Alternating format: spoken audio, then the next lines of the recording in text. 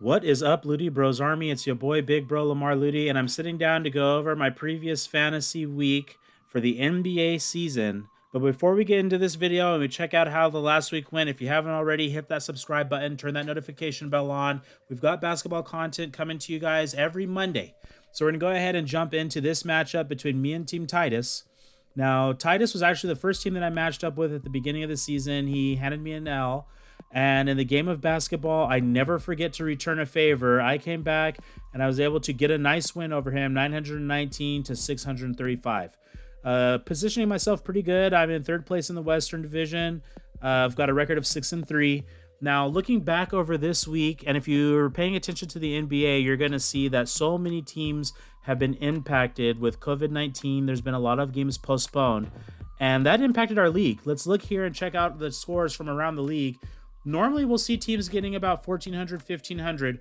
This time, the highest point total for the week was 1143 from Team Stubing. So we can see that the entire league had a low week in point production. I was only able to come with 919 points. The COVID-19 is still a real thing, folks, so it's impacting us here in the NBA. But as far as this matchup went, if we go ahead and start to break things down here, looking over the box scores, once again, it was a low week, but Drew Holiday chipped in 166 total fantasy points for me to lead the way. He's just really been a solid pick for me.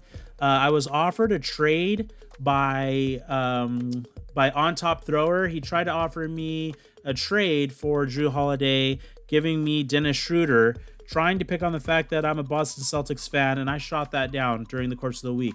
Not that Schroeder hasn't been playing well, but when you look at the overall production of someone like Drew Holiday, he's coming in here. He had 86 total points, 27 assists, 9 boards, 6 for 11 from the line, 38 for 70. So very good shooting in 110 minutes. So over the course of those 4 games, he's able to give me 166 points. But the production from the team is down. If you just look overall, only 57 points from Christian Wood, who's been a solid contributor. Anthony Edwards also missed a game, I believe, to COVID. He only had 66 points for the week. So it's been just a rough outing for a lot of players in the NBA with COVID-19. Looking down at Team Titus, and this is another thing that I want to talk about for people. When you sign up for a fantasy league, you've got to make sure you're going to be committed for the long haul. Otherwise, you're going to start getting some losses. And we look here, I don't believe he made too many changes to his lineup during the course of the week. He's only got a few guys playing for him. You've got to be paying attention. It's a long season. And for those of us that want to win, we're going to keep making our changes week in and week out. Some people start off hot and they end up losing some steam. So Titus was able to get a win over me early on, but then I'm able to come back in here. I'm still paying attention to my league. And even if he was making changes, I don't think he'd have been able to win. I don't think it would have changed anything.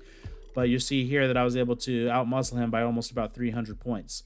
Let's go ahead and look at the standings. I'm now tied with Team Doodles for second in the West. We're both 6-3. Team Doodles also beat me early on in the season, so I'm looking for revenge next time I match up with him. Which actually I need to look at this week's matchup because it might be this week. On Top Thrower was able to get another win, but Team Doodles I think is another. They were matched up last week, and I don't believe Team Doodles was adjusting his lineup, so it's basically a free win for On Top Thrower. Otherwise, he would have lost.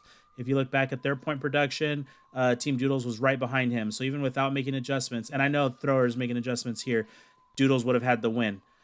Team Rosario, 6-3, tied up with Team Stubing. Stubing's made a push and is now tied for first.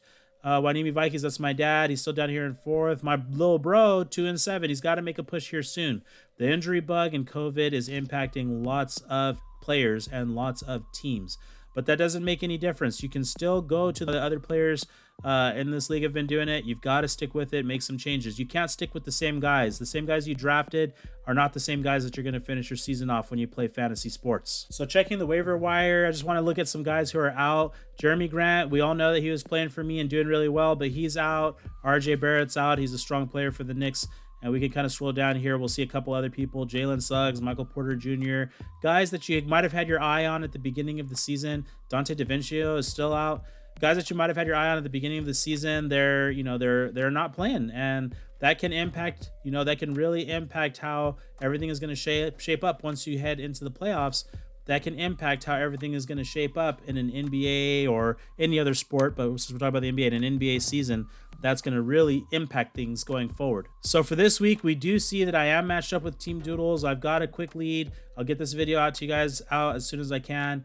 But I mean, I hope that, you know, for the sake of competitiveness, I hope that he does make adjustments to his lineup. I'm looking to get a win over him, a good solid win over him.